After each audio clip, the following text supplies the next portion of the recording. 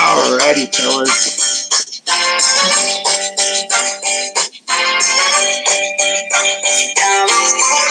Here we are, guys.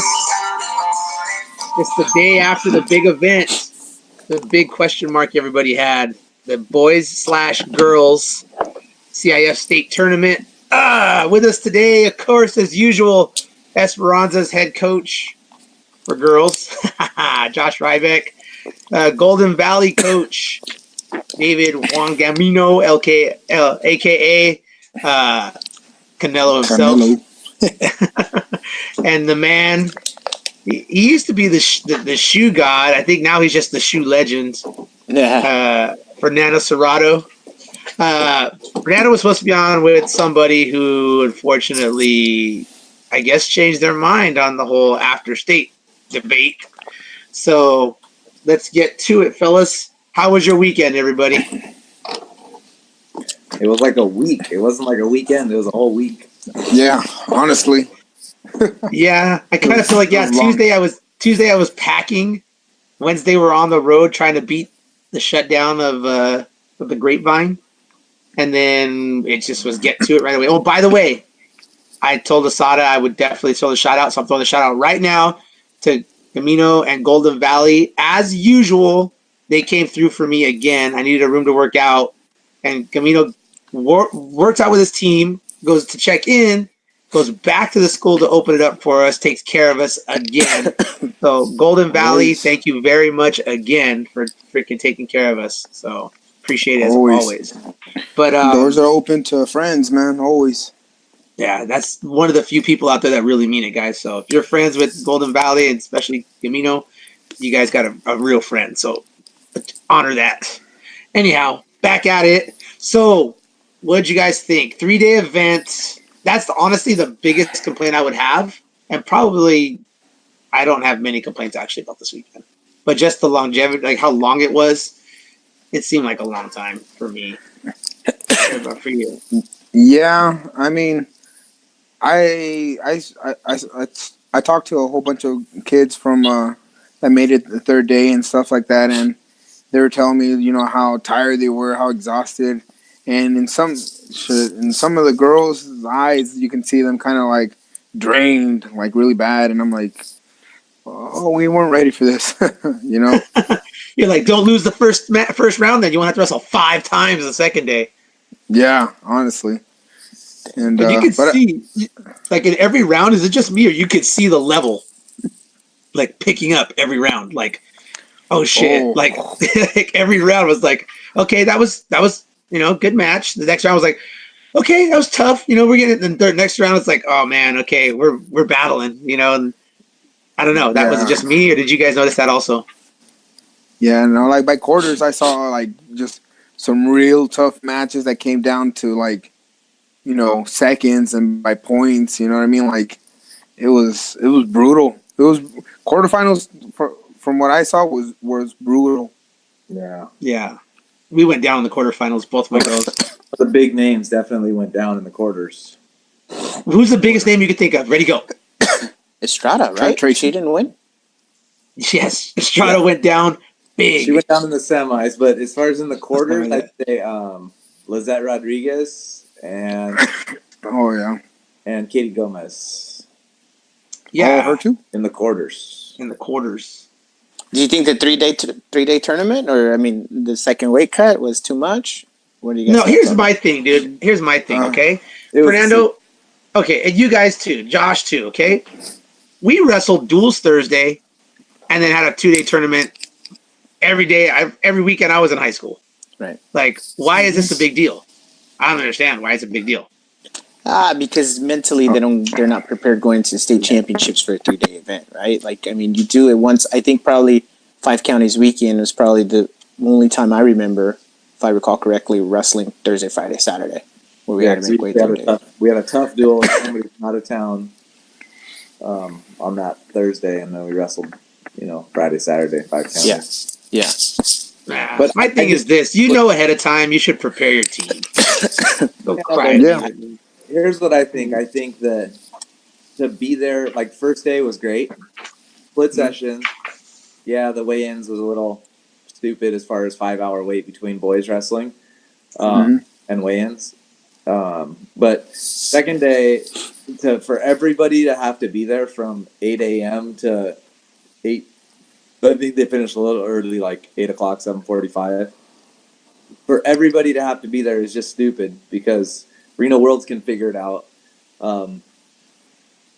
Every other major Rocky Mountain Nationals can figure it out. Everybody can figure out how to schedule and know how long bouts take, essentially.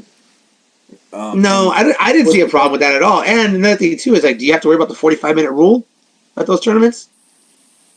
I mean, and then you got mat space, too, you got to deal with, those kinds of things. I mean, I guess they could have ran the warm-up area, but, I mean, really, I didn't have a problem with it. Everything ran ahead of schedule. They stuck to the time period. You know, if the girls got too far ahead, they ran a couple boys matches and then brought it back. You're right. Like Friday night, we did run into some 45-minute rules at the very end of the 220 and heavyweights. Yeah. So I mean, I didn't see that problem at all. In terms of scheduling, I think they had it down. I felt bad for the boys because they had to weigh in the morning and then wait all that time to wrestle, and then they had to cut weight and weigh in at the exact same time again.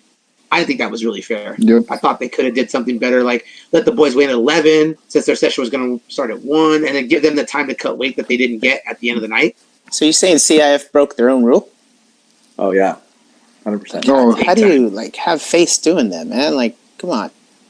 They were, well, the person in charge said that he was instructed by CIF, this is what we're doing. Basically, they're going to lose their votes. California's going to lose their vote in the National Rules Committee next year for breaking the rule. Yeah. And they were willing to do that because the volunteers doing the weigh-ins and were the same volunteers working the tables. So that was their reason, not excuse. It's not. So you're telling me there's not a handful of coaches that would volunteer to come in after the fact to open up weigh-ins for the boys? No, I guarantee they didn't think about it or ask. That's all I'm saying. They didn't. But it sounds like by everything that's been going on social media, they didn't think about and or ask for feedback, regardless. And it just blows my mind, right? Because if you just ask a handful of people, they'll give you some feedback. They'll give you some direction on how to do it, right? And if you just have an open mind and you know, if you fall, then figure out what you did wrong and fix it and just make it a little bit better for everybody, a better experience instead of just thinking that they know everything. Yeah, there was a lot of changes. I mean, as far as girls were boys that had been there, they knew what was going on for the most part. They did change something. Girls, they were lost, and you know, rightfully so. It was a brand new venue for them. They didn't know where they were supposed to go, how to get in, you know, where they could go, where they had to exit, and then they changed the exit. They changed staging a little bit around for the second day, just when people are starting to get used to it. They changed it. I think they changed it for the better, though. Okay. Day 2. But so coaches were not allowed to be with their wrestlers until they came into the chute at all. No coaches allowed down below. Yeah. During the warm-up? Yeah. Well, you warm up in a back room, and you came through the hallway into the usual staging area. Yeah. And then you couldn't be in that staging area. Then when they came out to the chute, then you could talk to them. By that time, dude, they're lost. I had a first-year wrestler, and she was like, what was the rationale behind that? They don't ask, dude. Probably. They don't ask. CIF, It's not that CIF doesn't think about these things. CIF doesn't care what you think. That's the problem that people need to get over. People think that, their opinion matters. It doesn't matter. So let me ask you guys this. We got some major influencers listening and obviously being a part of this podcast. And, you know, Donnie Garrett, boo-hoo for not showing up for this conversation. But one of the things that I pointed out to Donnie is, instead of bitching and complaining on social media, what do you guys think that we can do as a wrestling community to really get our voice heard through CIF and really change? Because bitching and complaining is not going to move the needle. And, we're our worst nightmares when we do that because it's all personal opinion versus facts, and that's what I was telling Donnie. Like, I think coaches can use some of the findings to leverage that into their ADs and have their ADs be the voice. And if their ADs don't want to be the voice, then their coaches can be the voice, right? The individual coaches. But I think we need to have facts and rationale to support their cases instead of just complaining. Yeah, and I think that's the problem too, is that most people don't want to do the legwork. I mean, it's a typical social media kind of argument where you don't want to do the legwork and find facts and cite facts. You just Don't want to complain. say what you feel. Yeah, you just want to say Well, what you then don't feel complain. and have your feelings taken into account. Yeah, but nothing's You going know? to change, and you're always going to be on social media. You know what I mean? Yeah, I agree. I 100% agree. I think like you said, let the ADs, be a voice, make sure they're doing it. And the second of all, I think on the forum, I think Marco Sanchez, the principal at Gilroy High School, he has a real good grasp of what's going on in wrestling. He was an Olympian in Greco. Yep. They're really hardcore pushing. Gilroy stepped it up. I think they got second this year. Mm-hmm. He's really receptive to criticisms and ideas and what can we do to make it better. I think he's a great tool for men's and But do we women's. need more of those guys on board committee at state level, right? Oh, we do.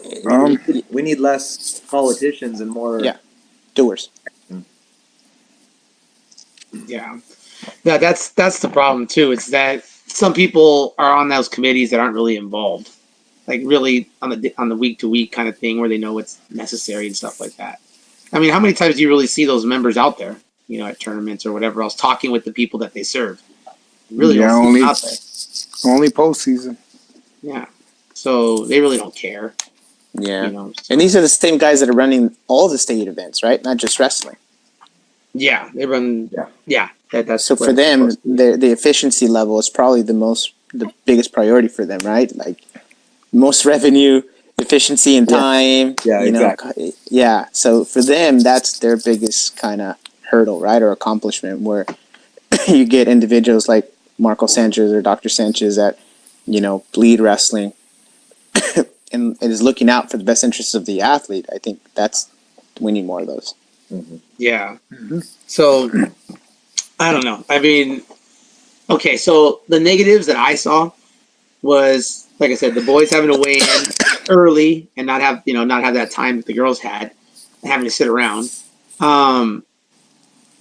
Really, I mean, and then the amount of time and money it takes to be that extra day, when really they could have ran that tournament in 2 days.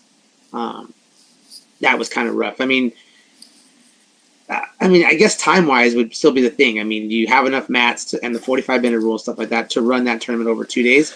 I don't necessarily think you do now, thinking back on it. Especially if you want to have the finals done before midnight. Yeah, what time were the finals over? I'm not sure. I didn't stay. I dipped out. 9. I think the end of everything was. But the complaint though I heard about the finals was like parents weren't allowed to be on the floor to take pictures. Well, because CIF wants to make money, they have a photographer that they're probly selling pictures, right? Exactly.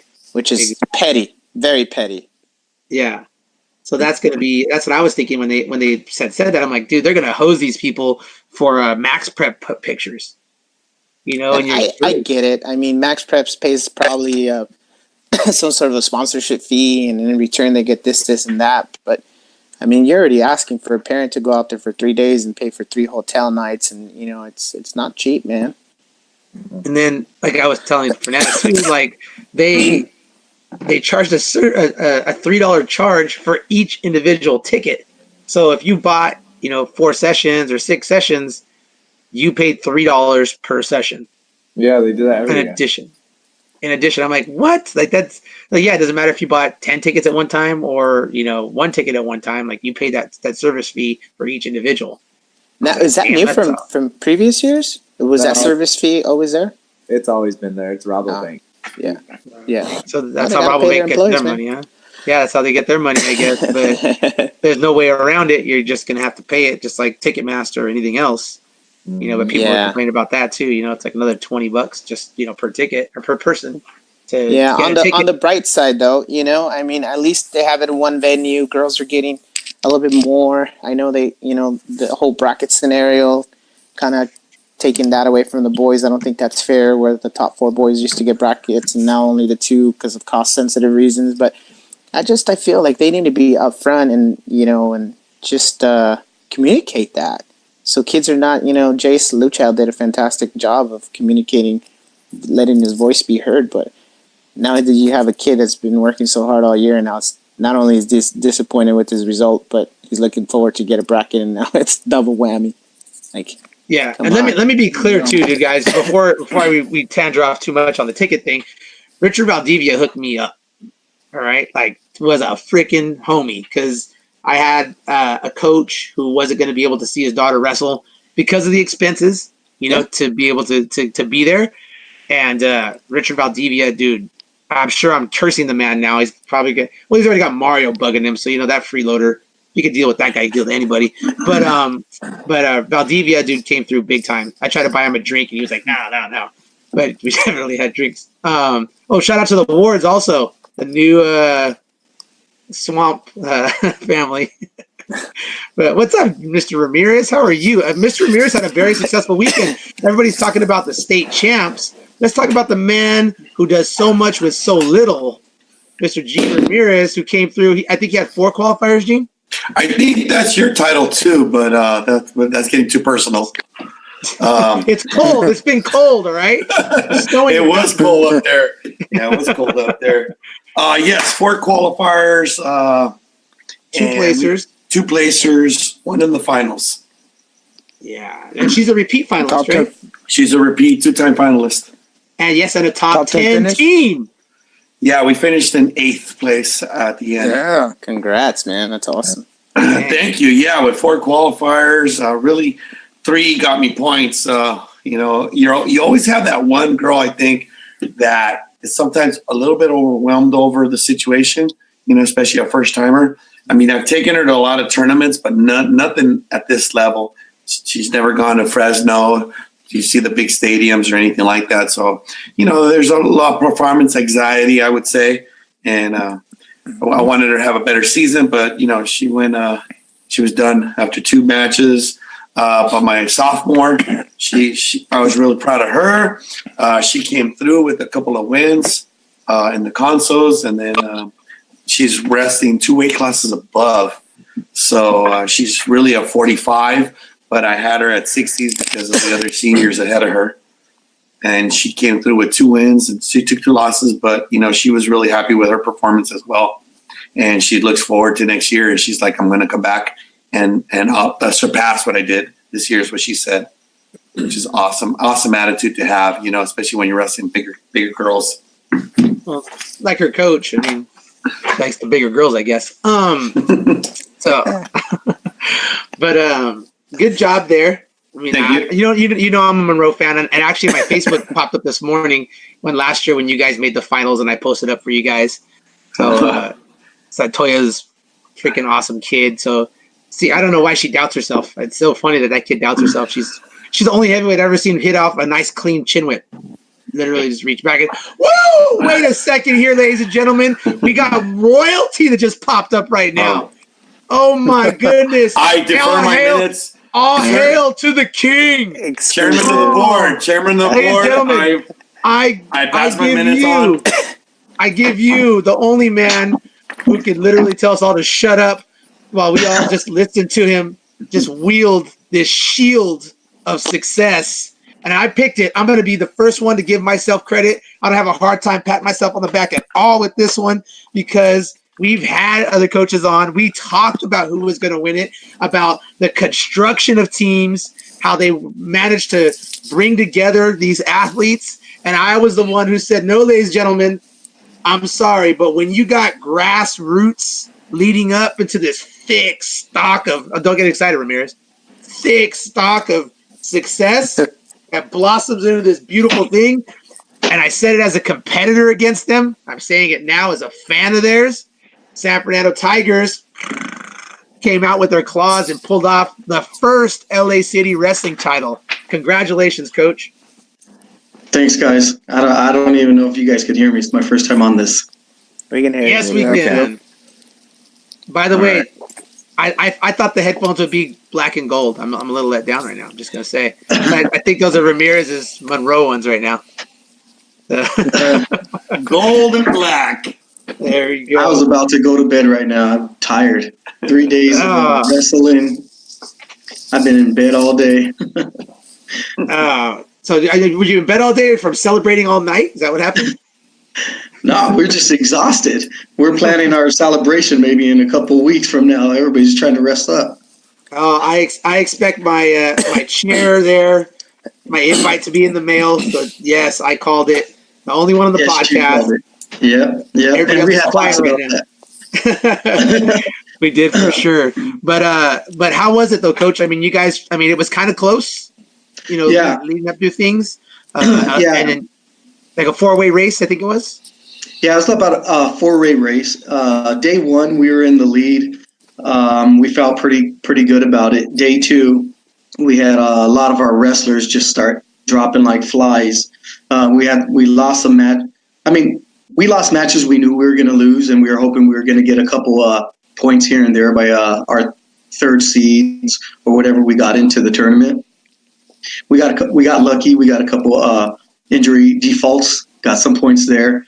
Then we lost a couple matches we were expecting to win. Then when we lost our 152 pounder in the quarters to a girl that we already had beaten, that was pretty tough for us too. And we were all going back and forth like, oh, they could catch us. You know, if we got her into the semis, that was big points. But as soon as she lost, you know, all the coaches were all on their phones all day, checking the points, looking at the spread, you know, checking out the other teams, you know. And after that first day, you guys got, I think, was it 3 girls that didn't make weight or something like that? And then some of the coaches were like, what? Like they scored 9 points. They didn't have to do anything. And I was like, hey, man, that's just what it is. You guys better wrestle through. But then they had girls that fell off also, you know. So it's like, hey, this is the beauty of the state tournament, right? Things have to go your way. Nothing's ever guaranteed. You know. Arana, I'm sure like you're expecting her to bring those points in. Yeah. She falls short. And I mean, she's family. I don't know how you don't just like, we needed those. You know, it was tough.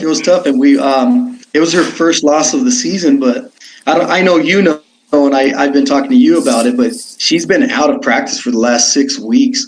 They were goofing around in practice, and one of our boys tripped her and she twisted her ankle. She hasn't been in practice. We've just been trying to get her on the bike and, you know, having her do some hand fighting drills, and so she hasn't rolled around, and you know, her cardio was hurt, and you know, we were real nervous about her entering the tournament in the first place.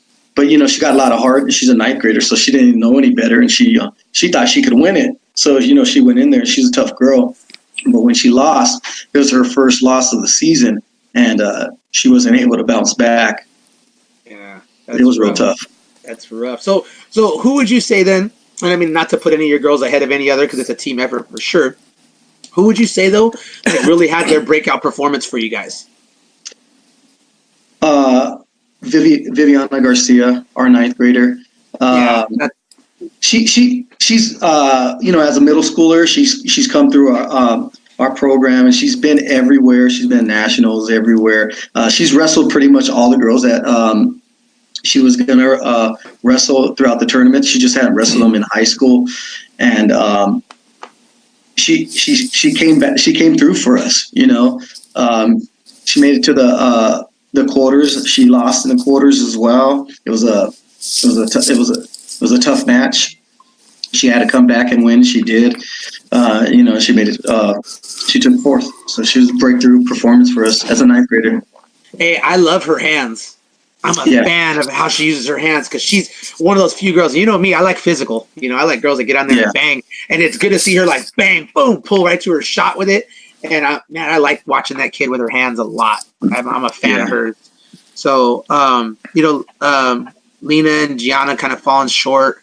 Yeah, it's kind of a bummer. You know, especially for Lena having already been on top of that podium, and then having to go and you know, lose it that way. Kind of rough, but I'm sure you guys lifting that team plaque kind of is some you know. Yeah. It was a real bittersweet day for us. You know, we had 2 in the finals, and especially, you know, Lena Parra. She's been in the finals for 3 years in a row. Her 9th grade year, she kind of got nervous and didn't perform. Her 10th grade year, she came out, she won it. And it's her junior year. You know, she's undefeated. She's really tough. I mean, I thought she was going to win it. I still feel we wrestled the girl 99 times out of 100. We probably get the win. But I was talking to her, and she was real nervous. And it was the whole boy scene, the Bakersfield, the huge crowd, the lights off. It was totally different than what she was used to in a girl state. But it was good for her.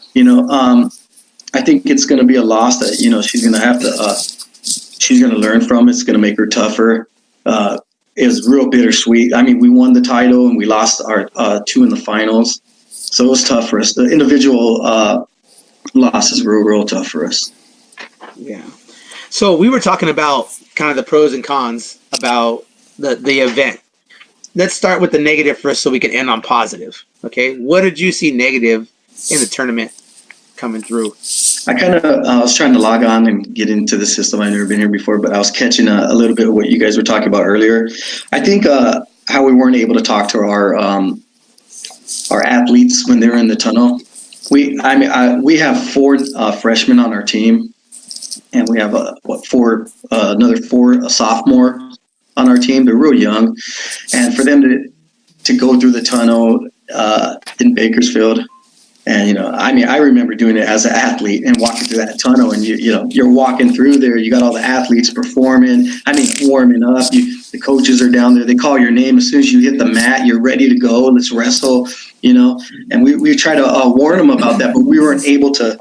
We were, as you guys know, we were in the coaches section. We weren't able to talk to our athletes and prepare them and, give them motivational speeches and, calm their nerves. So as soon as we seen them, it was like, okay, let's go, boom, boom, and they're ready to wrestle. So that was a big thing that I think that they should have worked out. Yeah. I don't know why they weren't letting us go back there. I don't either, but not to mention there's no cell reception back there underneath that wall of concrete. So you can't even find your girl or boy if, for some reason they miss where they're supposed to be. We had that issue. Am I the only one who thinks that security staff acted like that was the World Cup, dude, and they were just keeping like? I was like, my God, dude, stop touching me! Like, I'm standing there, and this guy's like, move, and I'm like, I'm not blocking anybody, dude. Like, quit pushing me. Like, I'm a little man, but I'm still a man. Stop pushing me, But they were rude, like all of them, and even like going down to like find a seat. They were rude. I had a couple people that were very nice. The lady who was actually on the top of the stairway that we were going down as coaches, super friendly lady, dude. Always just like, boom, go. But if you try to go down some of those other aisles, rude people, just rude workers. And I was just like, man, I was not good at all. And one person told me, like, I need to see the button on your wristband. Yeah. I'm like, are you serious? Okay. Like, you're doing your job. I get it. But the button? Okay, here you go. At the entrance of the theater, or what's that? At the entrance of the coaches theater, like where you'll go. Yeah. I need to see the button. And I was like, okay, here you go. There's the button of it, But man, they were interesting for sure. Like that was something else. I don't know. But how did you guys feel about the finals? My biggest negative was it ruined the flow of the finals, and the last 2A classes got their whole friends and family to come down there and take pictures of the awards being done, but everyone else didn't. The security tried to stop everyone from getting on the floor at the end, but that wasn't happening. There was all these state. Dude, if the wrestlers are 220 and 285, you're not stopping. Their parents are not 120. I'll tell you right now. They're like Billy Bob out there in his 5X, like you ain't stopping me. That was dumb, and they wrestled 2, and then they did an award for 1, and then they wrestled 2, and they did an award for 1. Just like it broke the whole flow up. It would have taken the same amount of time to wrestle boys and girls on one mat, the whole thing, and then do the awards, and maybe do 2 separate awards stands, like a placing stages over here, placing stage over here, boys, girls, do champions together, whatever. But I don't know. Any other negatives? I think the whole weekend went pretty good, except for a few little tweaks.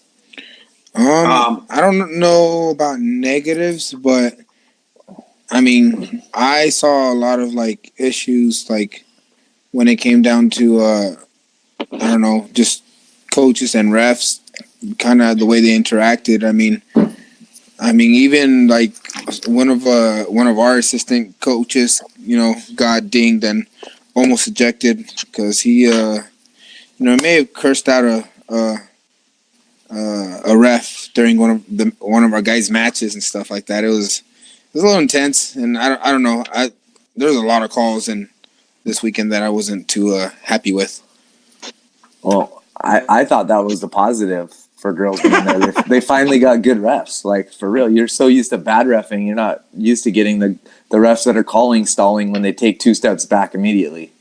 Dude, You know? I was all through the whole tournament. I was like, this is great. They're hitting girls for stalling. My girls move forward until we wrestle Jersey Estrada. Then we're hitting shots. We're the only one hitting shots in this match. She's just catching and underhooking, and we get hit. I was like, you got to be freaking kidding me, dude. I was like, that's the match that I lost. That's the one you guys saw me play soccer with my sweater on the floor. And for some reason, everybody saw that. Like Molina Wick, Gamino, Valdivia. Everybody's like, oh my God, that was a great catch. I'm like, what are you talking about? I didn't even think about it, dude. I was so ticked off. I was like, the girl palms us in the face, shoves us on the ground, and then my girl gets hit. And I'm like, that's when I lost it. I'm like, you got to be kidding me, dude. You are a freaking joke. You swallowed your whistle. That's why I got dinged. I told him, you swallowed your whistle the entire damn match. That girl punches us in the face and shoves us down, and we get hit? That's crap. That's when I walked away. I was like, I need to leave. Like, I can't. I had front row to that. That was the match next. Yeah. I threw the sweater at my feet, bro. I thought you got kicked out. Yeah, everybody did. But luckily, I'm not the head coach. So I'm like, Deuces, like, find the head coach. I don't know where he's at, but you can kick that guy out. That caused my match to last a little longer, too, because these guys have to have a conversation at the table, and we're waiting. Angela's waiting and waiting. Her anxiety's already up, and then they have to switch refs. They went to go get the refs that were sitting there. Hey, can you hold this? Because we got to do paperwork on this. Yeah, I had lost my mind on that one. I was upset. I should apologize to everybody for that. I should have lost my cool. But when you hit my kid in the face, dude, you hit my kid in the face, dude. She's a good kid. Like, nah, dude, and you ding her. That's not cool. I mean, I'm gonna excuse all the shots we took and just say, no, don't hit my kid. I will say somehow the double leg stops 4 feet off the mat, but I wasn't that side, but I'm just saying the action finished. Hey, we run through the mat. Yeah. We run through. Everybody knows we run through. It's not my fault she don't know how to sprawl. Yeah. Yeah.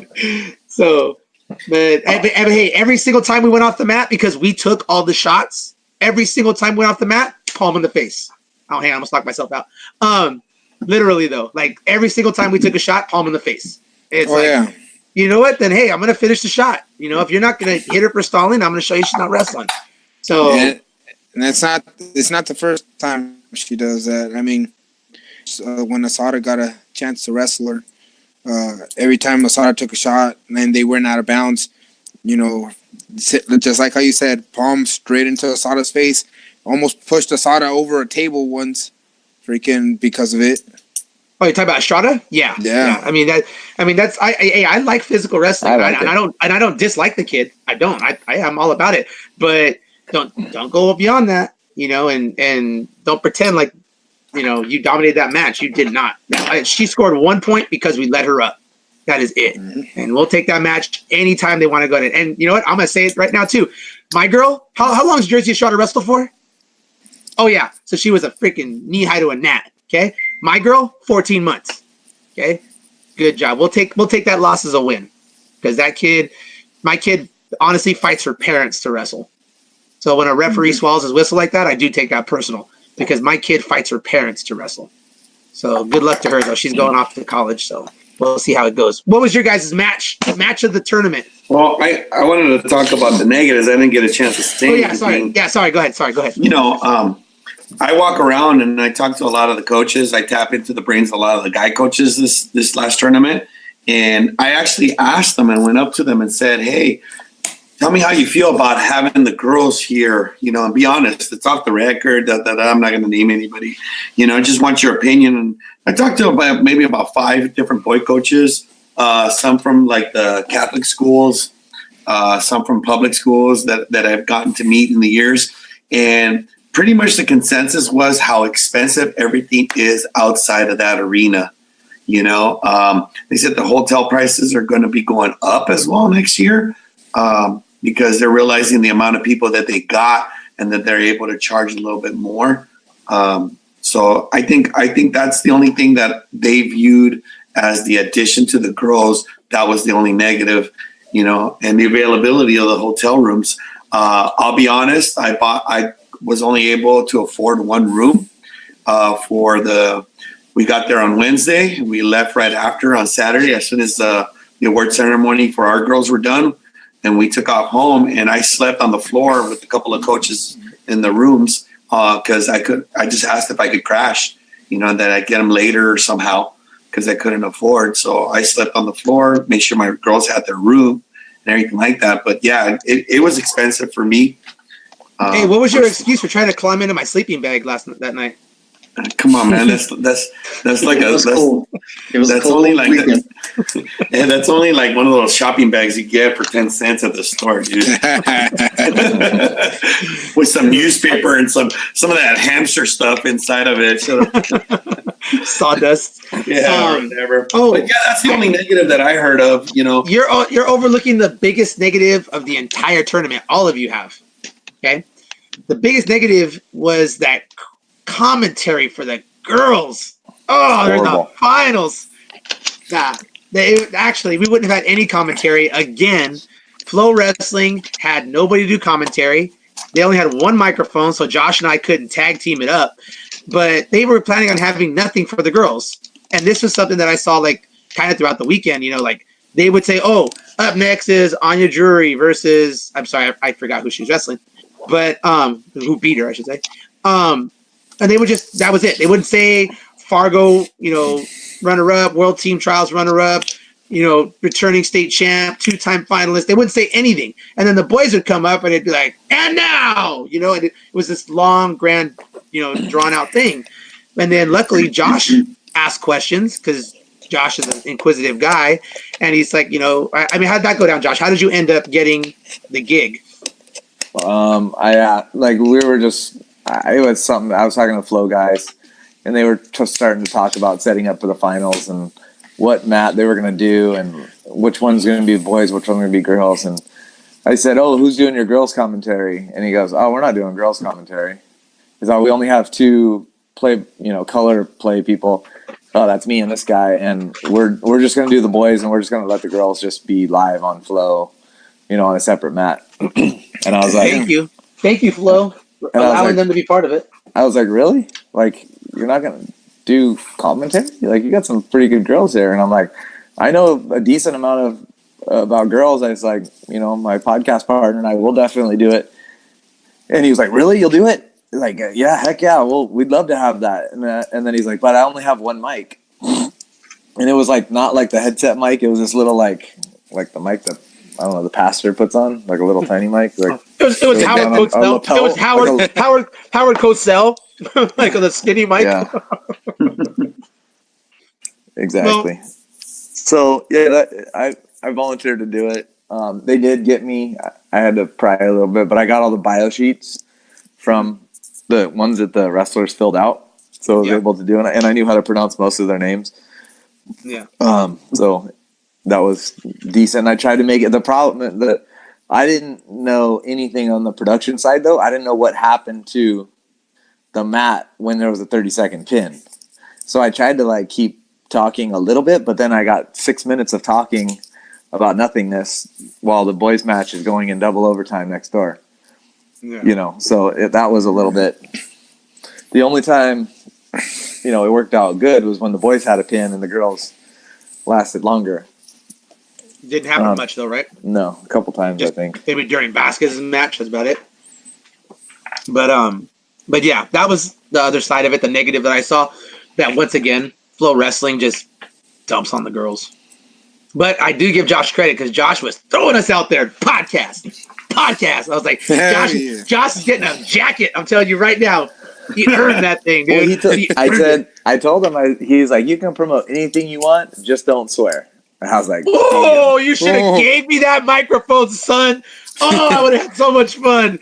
this. Oh, now never mind. Never mind. It's my own podcast. I know. I better hit the brakes right now. My daughter's blowing up my phone. Shut up now. Josh, you see how much my daughter keeps me in check when we're like out on town? It's a She's good really thing. gotta rein me in the whole time. But yeah. So let's go through some of these weight classes then, huh? 101s. How do we do there? What happened? Hold on, let's get it back up for people that might not know. There was 28 competitors in the finals, right? Mm-hmm. Every one of them was a returning state medalist, except for Cindy Zepeda, who ended up winning, and the 5 fab freshmen. And as all of them Titan Mercury. All of them Titan Mercury. As we get through, you'll see that every one of those freshmen won, too. Yeah. So you have now 6 possible more 4-time state champs, because Cheyenne's ahead of the race, which she took forever to get through that match, but she does what she does. Bulldoze into that cradle. Ooh, she was making me nervous. For dang sure. Yeah, I don't get nervous when it's Bowman, son. That's the bulldozer. So who are the other 4-timers? Stop sucking up to Susie. Hey, I don't need to, dude. They're in my part of the woods, and I went to high school with their trainers, so I got the inside track.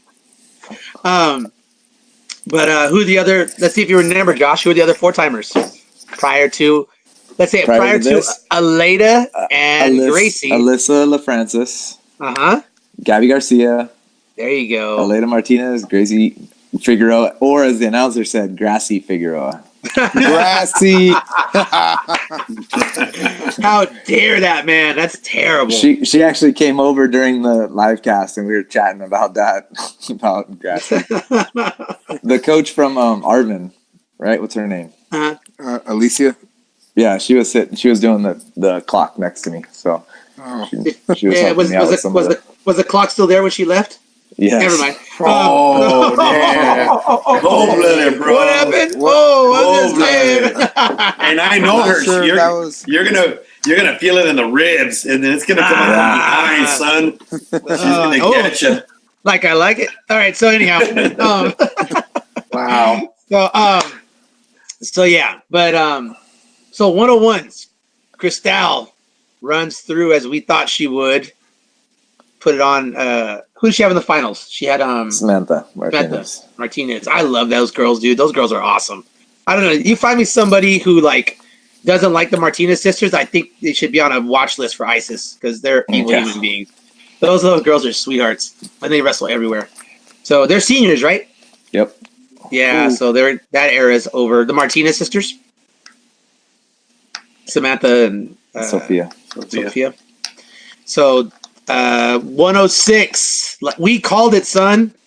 We told everybody after Corona, watch out for Gaitan. She is a hammer, and she pulled it off against Barreto. Barreto had a tournament though. Yes, she did. Who did she beat in the semis? She beat who was it? She beat Doe, right? Earlier, I think in the quarters. Yeah, and then she beat Turner in the semis. In the semis. Yeah. Gaitan, I'm a freaking fan, dude. I'll tell you right now. I'm still a fan. Super cool kid, sweetheart. She's coached by another former girl state champ. Can you name who that is? It's her uncle, actually. Her uncle. Amanda Hendy's uncle, David Espinoza. He wrestled at Davis back in the day. And for, I think, Redlands East Valley was his high school back in the day. So he's got some multiple state champs that he's coached underneath him. He's a good coach. And she's also coached by, he was a boys state champ. Former coach at Lake Elsinore. I can't remember his name right now. But little guy. Damian Broadbent? Yeah, there you go. Yes, that's my era, son. I remember. That was my junior year. Okay, let's see here. Girls and okay, so we're at 111. We have to do another fab freshman, back-to-back fab freshman. Jennifer Soto pulls out a fall against Vega from Mescalon. Vega had Aaliyah Rollins. Aaliyah Rollins came through too. That was a good match in the Coming third or fourth back place. Did on you guys the see third, fourth. Yeah, did you guys see that third or fourth place match? Yeah, because Garcia beat the heck out of her earlier in the tournament, and then Rollins came back and I think it was got a a 1-0. 1-0. Yeah. Scraped it out. I guess she stopped that fireman's, huh? Her reshot fireman's is really good. Danielle Garcia. Not to give that away because they still got to go to Folk Style Nationals. But, yeah. But Soto impressed. Let's see how she did. So let's see. In the final, she got a pin in 139. It was a 2-0. In the semifinals, she had a 337, was up 7-0. In the quarterfinals, she got a pin at 536, was up 7-1. In the round of 16, she was up 2-0, got a pin in 157. In the round of 32, she was up 6-1, got a pin in 321. So she pinned all the way through and gave up 1 point along the way. If you look at Vega too, she pinned everybody, including Garcia. She did up 6-1, pin Garcia. Yeah, mean armbar for sure. Yeah, what was beating Kidu 3-2 and got pinned. Got it. So really, that was it. Yeah, I mean that's she was really running through that. Nice. Okay, now let's see here. 116. We had Monica Garcia get it done against Lopez from Folsom. Hey, Folsom's coaching staff's coming through, huh? Yeah. I mean, they got this girl through the finals. I was impressed with some of their girls. I was really. Their 106. Their 106 went from not placing to placing in a year because she wrestled somewhere else, right? The Elk Grove the year before, Josh. Yeah, but it was because she got good coaching. Well, she got that freaking ham out of her corner.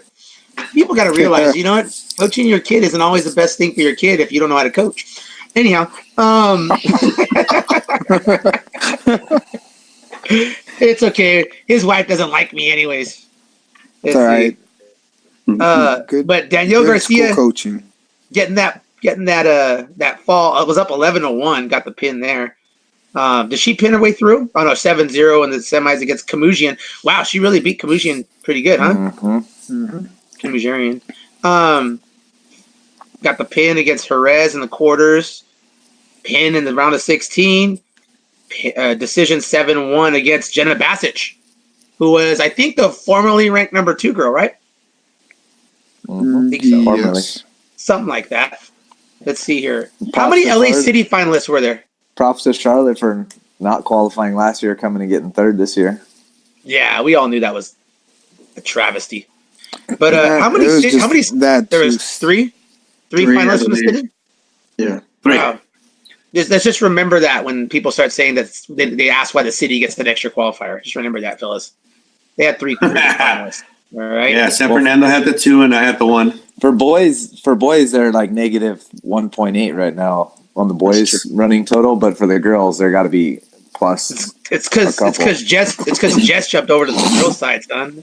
Now he's got to go back to the boys' side to go pick it back up from him. All right, fellas, did my job. Time to come back over here, show you how it's done. Let's see here.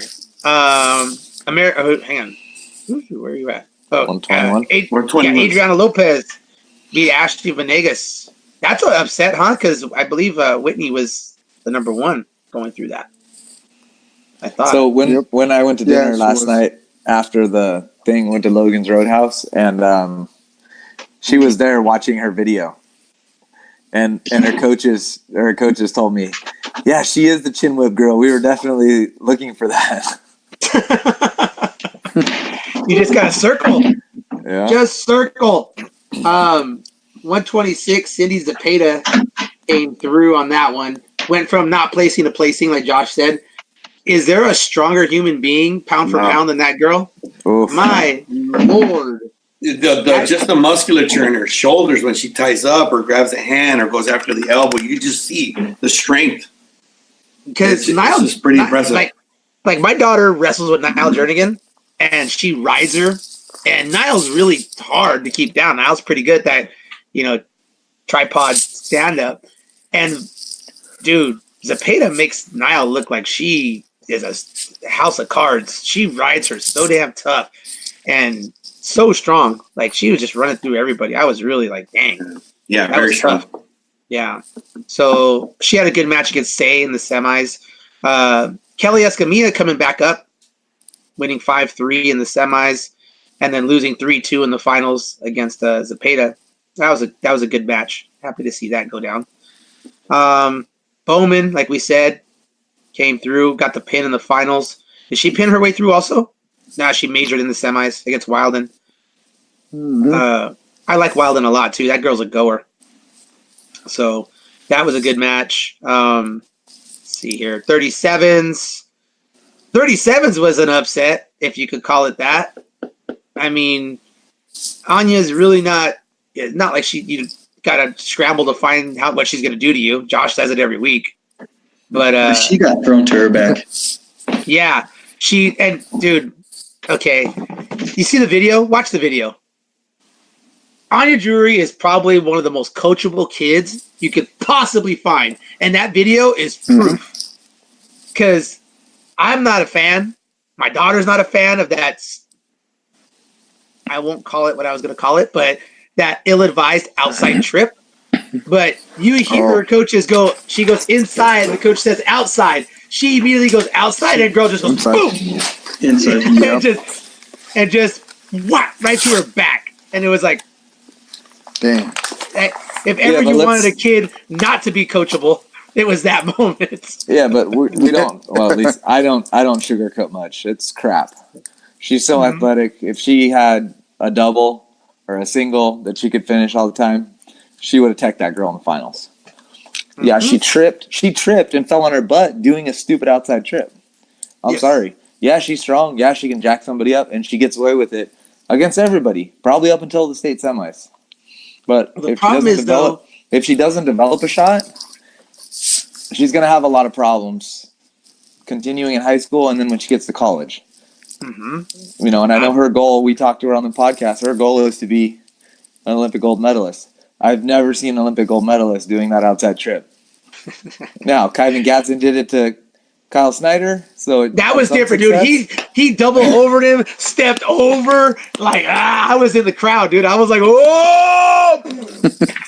You felt the ground just like that was earth shattering. But that's not what Anya does. Anya goes over under, steps over, does it, and I mean, freestyle season's coming, so she'll be back in the room again. She couldn't be in the room during the season, obviously, but yeah, I agree with you on that. So that was kind of a bummer because she was winning, and I think it was another one of those matches, Josh, that you saw a match earlier in the tournament where you just got to relax. You're ahead. Why are you doing too much? And she got caught doing too much, and I don't know. 143s. Gianna Anaya breaks through. Last year she fell a little short, came back, wrestled for third. Super happy to see this kid break through though, because she's been a Tiger for how long, Jess? I would say pre-birth, preconception. Her dad was the San Fernando wrestler, and he would be up in the room when I was in high school, rolling around with us. So as soon as his kids came up, they were going to wrestle. Right. It was not, and that's like a double parent Tiger family too, where it's like you are not going anywhere else, you are not doing anything else. Oh, you could do it; it's cute, but you're gonna wrestle. Like it doesn't matter. So, and do they not run like the greatest snack bar ever? Like, Oh, dude. my God, dude! Oh, yeah. Swear, They have Speaking, hold on. Speaking of snack bar, somebody owes me a burrito from that snack bar. He's got red headphones on right now. You bastard! I love you, but you owe me a burrito. You know San why? Fernando has to have a good snack bar because they got to pay to get 50 to 100 kids to every local kids tournament all season long. That's true. That's why we do it. Dude, I'll tell you right now, it broke my heart when they stole their taco cart from their house. I was shocked. I assumed that Tiger families, like, I don't know, like the neighborhood knew, like, hey, don't fuck with that sacred ground. But they obviously was somebody from North Hills or something because they took their cart. And I was like, oh man, that's a bummer, man, because they run the hell out of that thing. I'll tell you right now. But anyhow, back to wrestling. Sad Gianna didn't get it done against Freitas. Good match though. I mean, I don't think people thought it was going to be the match it was. But I mean, fortunately she got pinned. But just to see her get in there and just wrestle with her and stuff. Rita's is an animal. She really is. But, yeah, I mean, Gianna's got a bright future ahead of her. She's still got another year, right? One more year. All right. All right, let's get it done, Jess. We're going to try. We're going to try.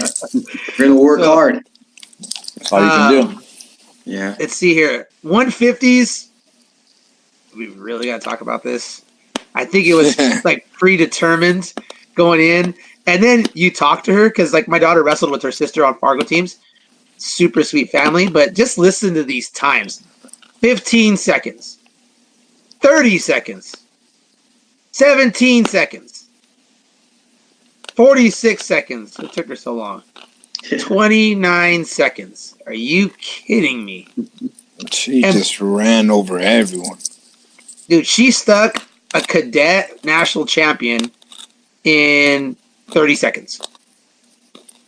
Like, my Lord. Now I know why everybody, including Estrada, left that weight class. Because that girl, you hear the myths, and then you see it, and you're like, wow, that kid is the real deal. So, amazing. We talked about her going off to Japan during the summer in that tournament, and we didn't know the results. She won it. It was on her bio sheet. Yeah, I talked to her. She was like, yeah, I got a match. I was like, you got to go to Japan to get a match. Japan. Okay. All right. It's like, Jesus Christ. I don't know. I can't even think about what that even, like, what the nearest even comparison is to that, It's amazing. Super, super cool kid. So she won it. 160s. This was the shocker.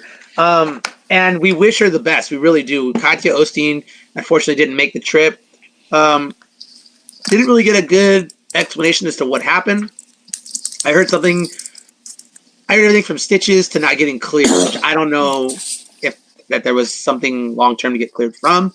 I know our girl caught her on the head on a double. But I messaged Katya that night and the next day, hope she's okay, really do. But the number one seed didn't come out. Katya didn't make it, which left everybody, I think it was pretty consensus that they thought that Estrada would be in the finals and probably the favorite to win it. What do you guys think? Yeah, that's what I thought. Yeah. Yep. Well, but I just think because they didn't roll the seeds really screwed that thing up. That was another complaint that they didn't roll the seeds, but they had a reason for it because of separation of sections, which I think separation of sections should not happen. It should be more critical of separating sections backside on the blood round to try to separate them that way, where they quarter cross. Yeah, but is what it is. That girl can wrestle. That girl from Bella Vista can wrestle. You watch that girl drill, and you think in your head for a second, like, well, you see a lot of people that could drill.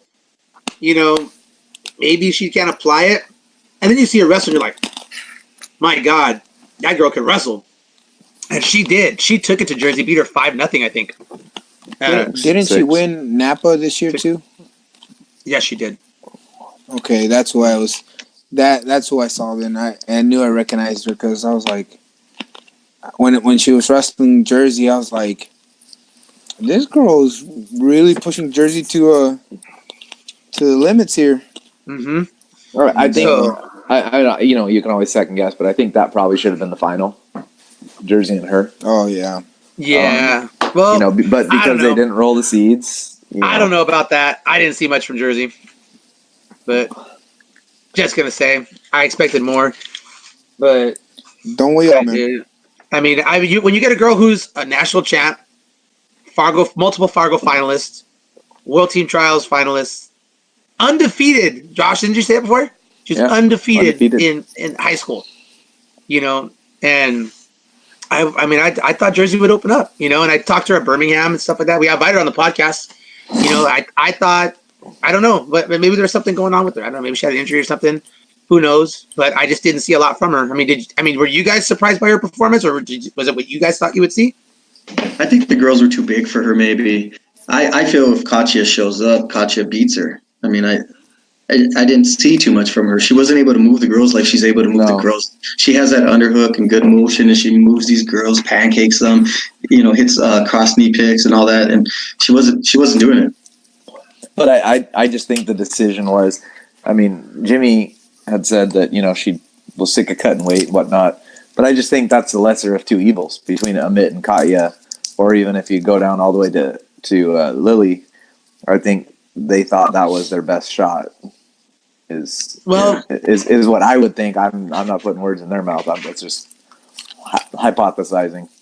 Well, in our pre-tournament research, you kind of game plan and stuff, and we don't have 13 girls like San Fernando, so it's pretty easy for us to kind of go back and see the matches we could possibly get. I'm sorry, dude, but I refuse to believe she couldn't move girls around. She wrestled 189 against Cindy Kimber, who was a Fargo national champ. She moved Cindy Kimber. Cindy Kimber is not a petite girl. And Cindy Kimber beat Diamond Guilford in the finals at Fargo. So she's a strong girl. I fail to believe that Jersey Estrada could not move that girl. So I don't think that was it at all. I don't know what it was, but I don't think it was that. It did look like that, Ramos. I mean, I was watching the match from a couple mats away in the stands, and it just looked like she couldn't move her. And then the frustration came in. She took a bad shot, and the girl sprawled right on her, spun around, took two. And it happened more than once, So, usually I see her like setting up, some hand control, goes to the ankle pick, didn't look like she could get it on this girl. But I will say there was an awesome sequence in the beginning of that match. Did you guys see that 1 minute scramble that they got into? Yes. That was such good wrestling. If anything, Josh, you are 100% right. That should have been the final because that would have shown people who didn't pay attention all weekend to girls wrestling that girls can wrestle. Great scramble, yeah. That scramble would have really done a good job for girls wrestling because that I just scramble. Think they should have, and maybe that's something they're going to take into consideration more. Is they got to be able to roll the seeds up, to make it. You want the best final possible, right? I mean, that's your goal for people to like wrestling is to get the best final possible you can, and get the best. Yeah. Oh, we got Jimmie Medeiros on. Jimmie, did you win Best Supporting Actor in a motorcycle series? 1 second, hold on. Did you win Best Body Double for Thor? I was runner up. Ah, damn it! Tough loss. He was actually the body double for Aquaman. Explains the shrinkage. We were just talking about 160 right now, Jimmie. Oh, great. What was going on with Jersey in terms of just her wrestling? Some of some of them were saying that she wasn't able to move the girls around like she usually does. I said I didn't believe that only because I seen her wrestle Cindy Kimber from Alaska. And at 190, and she moved her around real good. And Cindy's a big, strong girl. But I don't know. Was there something going on? Was there, injury? Was it just that girl was just better that day? I don't know. I mean, I think there's a lot of things. I think she just had a bad day. I mean, I also think she got a little frustrated, and I think back in her mind the whole time she's thinking about these girls are big and these girls are strong. I mean, it's kind of one of those things that we all kind of do, we think about those things and we let those things kind of hear that voice. And then, she gets really frustrated. The girl's backing up. She won't tie up with her. She gives up a takedown. And then she's got really frustrated, started taking bad shots. And, I mean, it was just a bad tournament for her all the way around. I mean, she was really frustrated with everything. But, I told her that I was proud of her because she came back and fought back and wrestled for third. There's no way, I feel like anybody in her position would want to. And, she understood and that, we needed her to wrestle back and that it was important, for her and for us. And she did it like a champ and she was not, not all there, wanting to wrestle. And it's one of those harder things that you have to deal with. I mean, I got really emotional. I know Jeff did, and it was hard to kind of take in. But that's life. That's wrestling. It's there's ups and downs, and sometimes stuff doesn't go your way. Well, I think you're right. Getting her to come back and take theirs is super important. I think something too that coaches sometimes overlook. Like I don't even think Dan Gable could have came back and wrestled and gotten third if he lost to Larry Owens in the semis. I mean, he's still not over it. Yeah, and Jersey, that's her first high school loss in the season. And to come back and take third in her career, not in the season. Yeah, ever. No, I mean that's amazing. So to be able to come back still and wrestle through, it's just. Hey, maybe there's a reason, and it'll help motivate her for World Team Trials, which is, her ultimate goal. Yeah, I mean that's what we're hoping for. I hope that with all the girls, like when they have a roadblock or they fall in a match that we think they should win. It's something that hopefully that can drive them and give them motivation that, hey, maybe I didn't work as hard as I should have, or maybe I should have done a little extra. And if you can use that as a positive, then it becomes worth it. And you didn't lose that match for no reason. You lost it so that you could take the next step and get better and win the next thing. Yeah. No, that's the situation that I was in when Angela lost in the semis. I was just trying to get her head right, for the next match to get her back into that third place match, and it just took me a little longer, and she didn't get in there. She took another loss, and then ended up in fifth. But yeah, I couldn't get her to that, get her mind right for the next match. I think it was not enough time too. They have to wrestle right away. And I think that's what if I had more time, I think I might have been able to calm her down and get that anxiety out of the way and that anger and put her in the right mirror of mind. So good job on that, Jimmie, on getting her back, especially with her situation being that, that's the first loss in her career. Yeah, it's tough. I think I was looking at the scheduling of it all, and I was wondering, like, why not have the semis on the second day? Why don't we do the quarters earlier and then the semis later, and then because I think it would have changed things a lot, considering if the semifinal loser has a whole night to sleep on it and to regroup and to come back and try to wrestle the next day, I think we'd see a lot of different scenarios out there, like a lot of different results. Yeah, I think it depends on where you sat on that. I think some people are like, good thing, Other people are like, damn, we could have used it, No, I mean, it doesn't matter what side you're on. I mean, when you're in the other position, you're like, okay, this person just lost. This is the time to beat them. That day, I'm going to be 100% honest. That's what we were thinking. Yeah. We're like, hey, she just took a hard loss, first one of her career. Yeah. Hey, this is the best opportunity for you to possibly pull off a win against this girl because she's an animal. She's an animal. So, well, good for her. Good for her, and good for Jeff being able to be in her corner and see that part of her career come to a close. And he was real positive the whole time too, which is really kind of a cool thing to see. He's done such a great job this year, just as far as how he's dealt with her and how he's kind of handled things. He's definitely come a long ways as far as how he's coaching his daughter and how he's building that relationship still. Yeah. Awesome. All right, let's move on. 170. Para versus Ibushi. That match was, man, I don't know, man.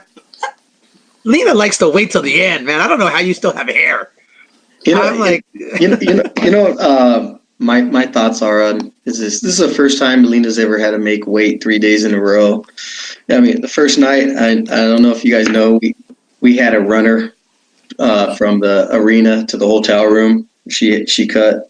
Next morning, we had them run in the morning back to from the hotel to the arena. And I don't know if you guys seen it, but at the end, we were taking to get her medal. Her body just kind of shut down. I think it's, from the making the weight. And it's something I take it as a coach. We should have done a lot better job on that. And I prepared her for that. And she was saying that she couldn't even really feel her arms in the finals. So it was tough. It was a tough loss. It was something I thought we were going to win. Now, let me ask you this, okay? I'm gonna be a dick for a minute. It's me. But I remember Lena when I first got to Panorama and she'd come by the room or whatever, and she was little Lena, you know? She's got something to kind of keep off, you know, and she's been around long enough. You know, do you get a little frustrated with that? You know, it's something we worked on. She was at 80s all year, and we were trying to get her down to her weight class early in the year. But, you know, these kids have minds of their own, and they do what they want to do. And, you know, we ride them, we tell them, all right, you know, you ain't going to, you're not going to be entered into this tournament or that tournament if you don't make the weight by this date or this and this and that. And then, you know, they have their own plans too. Yeah. And, you know, but I take that one on the chest as a coach. We should have prepared her a lot better for the 3-day weight cut. Yeah, and I will say this: I got you both on the podcast at the same time. Like, you guys did a great job of getting all your girls' matches and keeping each other guessing on the variables of like who's going to be where. You know, really didn't give anybody like a good solid look of where everybody was going to be at the end of the year. I mean, that's on the podcast. Like, we don't know. We don't know who's going to be where. We don't know. The jersey thing was like left field, you know, and then who's going to be starting at this weight. And they got 3 girls who wrestled these weight classes, you know, and just good job, both of you guys, on cycling your girls. I mean, really, it showed at the end of the year, because when you see teams like Corona, who people look at and are like, oh, that's, you know, the team, one of the top teams, and you know, Walnut and those things, and they wrestle every single weekend, you know. And I always said it like, dude, those guys wrestle their girls way too much. Like, they really put their girls to the ground. You guys did a great job of just managing the season. The part of coaching that people overlook. People think because they know moves or because they were successful that they're, you know, you know, but. Because, I mean, I kept them at Esperanza. They got an extra week off right there. That's right. You know, but it actually kind of hurt us because we took the week off before that, and then that you know, they gave us 2 weeks off, and we felt that our girls were, you know, reaching their peak and they're moving up, and then bam, we got hit with that, and then we had to come back, and we were actually able to get into Montclair last minute, and our girls went in there, and you could see that had to knock the rust off of their shoes and get in there and, you know, roll around. That's funny. I was thinking actually the opposite. I was thinking like you guys were. I was kind of envious in a way where we just kept wrestling, and I was like, and then we got hurt, and we got hurt and got hurt and got hurt, and I was like, man, they got a week off. They've got forced a week off, and I was like, the only way I was taking a week off is someone forced me, and so I was like, that might have been a blessing in disguise, considering, you know, my boys. I got like 3 boys get hurt that weekend, and one of them out for the season. And another one, like, couldn't really recover from it. So, and I was like, man, if we had forced that week off, we would have not been in that situation. So. Yeah, but, you know, San Fernando, Birmingham have had these strategic chess battles for years with our lineups. And, you know, it's just part of our basic yearly routine. You know, we keep each other guessing, and it's fun. You know, as coaching, and it's fun to see what Jimmie's doing. I know he's over there, you know, strategizing what we're going to do. We crunch the numbers. He's crunching numbers. And then at the end of the day, we let the kids go out there and wrestle. Yeah. But I'm talking about the boy side and the girl side. We've been doing this for years. Oh, yeah. Yeah. It's been fun. It's been fun the whole season because I talked to both you guys. You know, and just like not telling each other anything, you know, just being the guy in the middle, like, shit, okay, you know, just nodding and smiling, you know.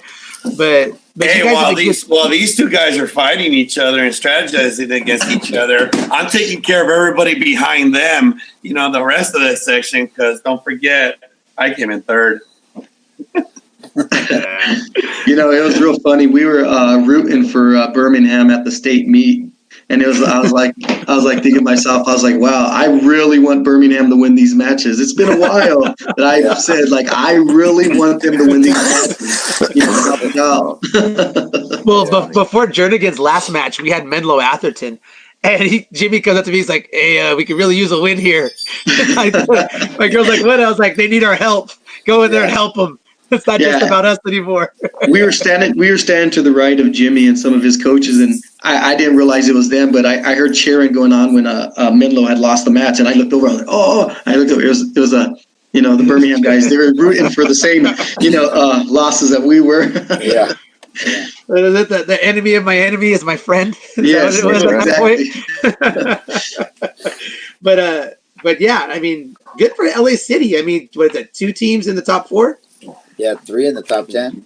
3 in the top 10. Like, man, okay. Argue those guys. Argue that. So and San Fernando having. I mean, your team has how many seniors, Jimmie? Like 6. 6 seniors. Okay, so that's kind of rough for you guys. But San Fernando returning the freaking house. You guys got a lot of a young team. We got 2 seniors, and then we got some girls that are coming up in our middle school program. But I don't want to give too much information because Jimmie's online. Oh, he knows already. He knows. Ditto that. Yeah. So, but yeah, I mean that's solid for the LA City section. Super, super good for LA City section for sure. I'm pumped about. We had like 40 girls this year, and like 25 of them were freshmen, and we just had so many freshmen, and it was like good kids that like came every day and worked hard. So like the future looks bright. It's exciting. Yeah. Okay, I don't mean to cut us off, guys. Let's finish up these weight classes so we don't want to be disrespectful to anybody, any of the girls. 189, you had, I feel like this girl's been in the pipeline for a while, but she finally got in there and got it done. Floche Akinola, okay, against Jasmine Clark. Up 4-0, got that pin. Floche, watching Floche wrestle Monroe in the semis, man, she literally was head and shoulders taller than her. I was like, my God, she's big. And to think Diamond Guilford 5'd her when she wrestled after CIF State and went to Freestyle State. She 5'd her. I'm like, how did you get that girl off the ground? That girl that's a big person, right there. Yeah, we tried our best. We were talking before the match about her height, strategies, and certain moves that if you're going to do this, let's get her stretched out and things like that. And it just she tried. Angela tried her best, and we couldn't get to her inside. Yeah, we just couldn't. Yeah. Yeah, so but she's a good kid too. Like she's a lot of fun. I know that. Like you just watch her walking around. She's always happy, always playing around. She beat Jasmine Clark in the finals, so good job for her. And then the other Monroe girl in the finals, Christina Santoyo versus Heidelberg, 10-1 major decision. Heidelberg though was like just a class above everybody the whole tournament, right? Like she pinned her way through up to that point. Yeah. So counter wrestler, not a lot of offense. I can say that much. We were frustrated. We couldn't get anything. But she got a lot of the points because of our attacks, and we didn't finish. But yeah, she looked her face throughout the match very calm, had that very serious look about her. Even in the pictures that I saw, like every picture of her from any other match, she just has this calm about her face. Yeah. I didn't get a handshake at the end, but who's crying over that? You're lucky. She would have broke your hand. That girl looks super strong. Yeah. Well, that's what I was trying to do right there at the end. Go there. Yeah. You just see him drop to his knee. Oh, sorry. Mercy. Yeah. So, but yeah. So overall, though, I think the tournament was good. I think all the concerns that I had combining the boys and the girls were kind of left off on the wayside overall. I like the idea of being able to see the boys, some of those matches, stuff like that. I like the exposure for the girls. I think Josh is right. They should have given out the 4 brackets instead of just to the champions. I think the parents should be allowed to go down there and get their pictures with their kids. I think that's kind of crappy.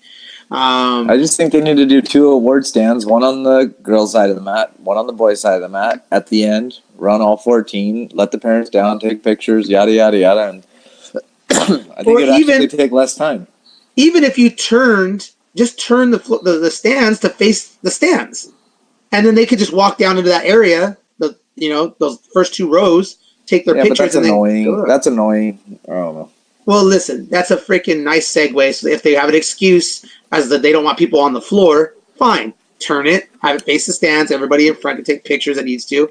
Go back up. Not a big deal. It remedies that problem, in my opinion. So the kids one thing- didn't turn around. The kids didn't turn around to face the stands. No. They just kept them on one side. Yeah. Oh man, that's horrible for a parent.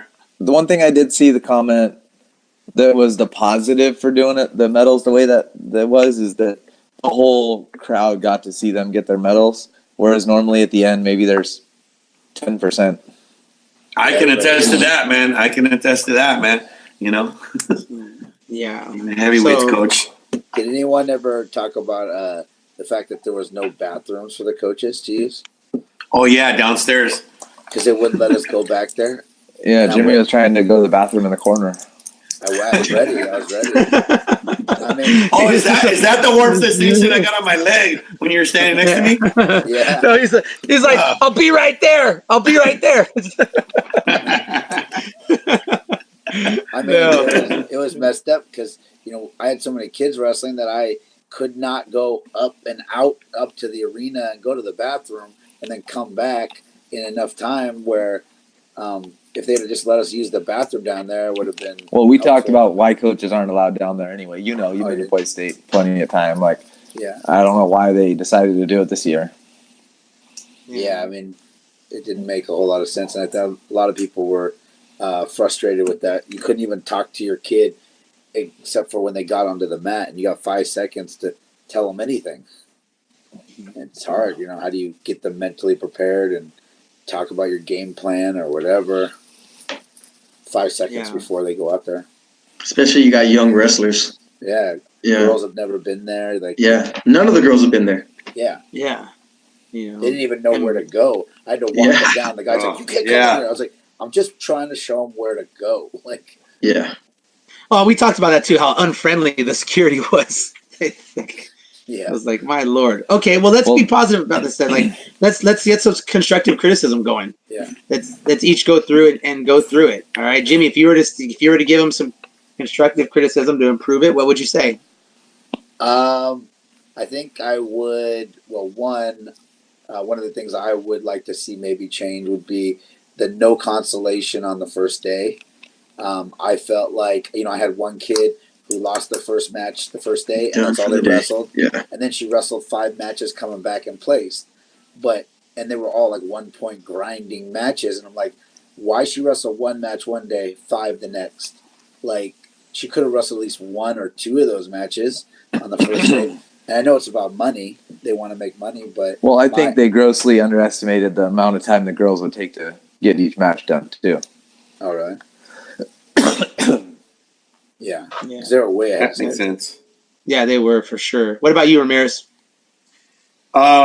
Just the 2 guys right there from my section, I just want to say thanks, guys.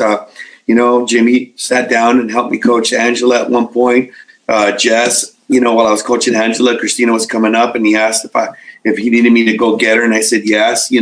Just that camaraderie, and even with some of the other coaches as well from the central section that I know, and from the southern section. It's just spectacular how we took care of each other, and I know I always do that for like Jimmie's boys, and every once in a while I'm calling, yelling out for the coaches at San Fernando that they got a girl somewhere, just trying to help out, and I just want to say thanks, guys, in person. I said it on our social media, but I want to say thanks, guys, for the help. Other than that, for a first timer, I got to be at Boise State for the first time. That was my running joke, because when Christina got off of her last match at 2:35, and we were at mat on the far end near mat 5, and we're walking back, and I see all these little 106 little boys coming up, and I was like, wow, I'm at Boise State, man, which I've never been, So that was pretty awesome. That was pretty awesome to experience that too, Kind of weird, because I know Jess and Jimmie and most of you guys have been at Boise State, but I never have. So therefore, it was a really good experience. So any constructive criticism though? Anything you would say to make it better, faster, smoother? So inside information that I got is that there's a wait list for the Marriott that you can put yourself down for about $169 a night. And I heard that through my Bosco friends because they just got on that wait list, and they might be taking care of some of those bigger teams, like SF, BHS. They could take care of you guys, knowing that you guys are the teams. They might give you guys that discount because you guys are bringing multiple, athletes to their venues and to their hotels and stuff like that. So that's one of the things that I heard. So you might want to look into that, guys. All right, Jess, what about you? Any constructive ideas? I think they bring the stage back, let the wrestlers wrestle on a stage. I know you have some kids or been going to the state championship since they were younger, and they dream of wrestling on the stage, and they get there this year and they got 2 mats side by side. How about throw 2 stages up there or whatever, get the 2 mats going together. I think they should let us do a walkthrough with our wrestlers in the morning. They open up the mats, whatever. Let us walk our wrestlers through, especially our 9th graders. I mean, we were just kind of like, all right, we hope to see you on the other side, and let them go. I'd like them to talk to their security staff, let them know that we're their customers, they should treat us like we're their customers. And we have kids walking through the arena. They're trying to get motivated. There's a group of girls in front of me when I was going down to the warm-up area, and one of the women security guards was yelling at them, turn off your speaker, turn off your speaker. And I was thinking in my head, I was like, what does this speaker have anything to do with, who are they offending or getting, who are they annoying? They're down there trying to warm up and get in the mood. I think that's it. Yeah. Josh? I would like to run the finals through. As a fan, I would like to watch boys and girls individually in the finals. I think there's no need to have that super long break, and that was a shorter break this year, but still, there was time. You just start an hour earlier, start at 4, and finish at the same time. Do the medals at the end. If you started at 4, I guarantee you, mathematically, you'll finish at the same time. Starting at 4, end at 8, and do your medals after that, and those people can clean up and go home if they want. So like one mat. So you would do like one mat. Yeah, 1 mat finals. Do a boy match and a girl match. A boy match and a girl match. I know people complain about it, but they were saying the finals take 3 hours for boys. If they took 3 hours for boys, they would take an hour and a half for girls. But I think that's with all the pomp and circumstances in between. If you run it, it's not like we have TV commercial breaks like NCAA's does. Just get them as soon as they're on deck, they're ready to go. Do the announcements while they're wrestling. I would say that having the mat on the ground reminded me of UOP back in the day. Yeah, it did. It's actually better. Like if you're paying those top premium front row seats, it's good all weekend until you get that stage in your way. You want to be 5, 6, 7 rows up to get a good seat. Yeah. On the stage. Yeah, I literally got a flashback from UOP. Where like I've said before, though, they were going to eliminate the stage this year no matter what. It had to do with costs because of the union. Charges them like $7,000, $8,000 to set up the stage. That's ridiculous, but whatever. It should cost $300 to set up that stage, not $7,000. I got some cousins at Home Depot over there could do it for them. Yeah, I was gonna say we could get that done. Not cheaper. It's Bakersfield. You mean you can't find somebody? Oh, that's what I'm gonna make next year. Build that stage. Josh can wear it with his hat. Build that stage. Right. Make wrestling great again. And hopefully, I enjoy doing the commentary, but hopefully Flo sends somebody. Let's both of us go. No, let's both of us do it. That's what they need. That's fine. That's fine too. I would be happy to do it, but I just, like to not. It's hard to be a one-man show. It's hard to be a one-man show. It is. It really is. You gotta you gotta talk back and forth and have a conversation. I was having a conversation with myself, and I apologized a few times for rambling because I'm trying to commentate and read some stats and whatnot. So it was reading my text messages to you. Yeah, it helped. So. No, but alrighty, fellas. Well, we're running a little long here. I know people are probably tired of hearing us. We might have another one later this week because I'm sure we'll all have second thoughts like, oh, we should have brought up this or oh, we should have brought up that. So maybe we'll have one later this week. But anyhow, thank you guys for coming on. Hey, thank you, Jimmie. Real quick. What's up? Cadet grade state is like next week, I heard. Dude, I don't even want to talk USA about Wrestling. that. I don't even want to talk about that. It's ridiculous. They didn't give these kids any break at all. They're immediately jumping right into it, and then they book every single weekend. Like Jess is going to be in Fresno literally the next month. Yeah, He's going to be there for that high state, school. kids state. Like it's going to be insane. And then they book up all of April too. And it's just like, man, it's crazy. So I know for us, no folk style. So I'm not. You're gonna let Titan Mercury win that title? Yeah, dude. They have literally they snatched up the 5 freshmen. They snatched them up. Like, All-star team. those aren't legal. So I don't know what you mean. All-star teams are illegal. So I just, they can have it. It's fine. I just, I don't have the energy for that. I had a little emergency earlier in the month too. I got to make sure I get everything straightened out with that. Make sure it's all cool. But once that's all squared away, then it's good. So I don't want to promise my kids we'd be there and then not be able to be there if something had happened. So I just said, you know what, we're going to focus on the freestyle in the meantime. And, but I still got some kids that want to go do folk style. So I got to talk to some coaches, some of them on here actually, and see if I can't get those kids there because I trust the coaches. But other than that though, yeah, it's too bad that immediately. And then you got to have you got to take those tests now too. There's extra tests you got to take on the USA Wrestling site. And you got to have your picture uploaded, and so there's some stuff to do. So people who are planning on getting their coach's card, get on it right away because you got to get those tests done and everything, and your picture uploaded before they'll let you be on the floor. Which isn't a bad. Well, you're not a coach no more. You're a leader. Yeah, team leader. Yeah. That's right. So yeah, so just everybody heads up on that for sure. But other than that, the college combine, first college combine looks like it's going to be in April. We had one scheduled for March, but then they have the NAIA, stuff like that. Hard for coaches to get out. So the first college combine will be then.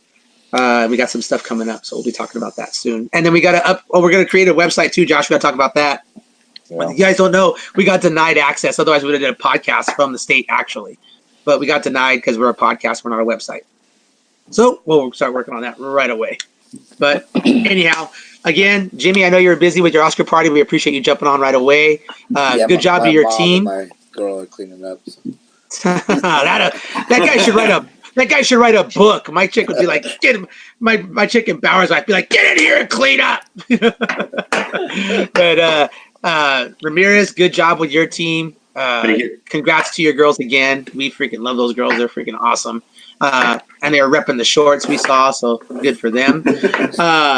Love that. Jess, again, hey, like we said, congratulations. That tradition's just got a little deeper as if it needed to. But that community, I'm sure that community is going to blast you guys out there and support you guys even more than they do. You guys do a great job. And we know, I know you don't have to be there, and you probably fight at times to have to be there. But, getting to, go in there a couple times during this year and, wish I could get there more with you guys. But good job there. Your community I'm sure is grateful for what you guys do for your kids. Josh, next year, brother, you're on the field. Or you're on the mat with your daughter. Get through that, but I'm sure she'll make some noise. I know she's got some get backs to get this off season. So I know for us, my girls are ready for freestyle. Yeah, freestyle's coming. I'm ready. Get it going. Greco. Yeah, girls or boys? Greco. Girls Greco. Oh, he's going both. What? Oh, Greco and freestyle. Okay, I don't know. It's right there. All right. Anyhow, thought Ramirez had some inside scoop. I was like, hey, another podcast another time, son. But anyhow, everybody else, thank you guys for listening. Again, like us on iTunes and Google Play and YouTube, of course. Subscribe to us. Click that little bell so that you guys know when we're getting silly. But aside from that, thank you guys very much. You guys have a good night.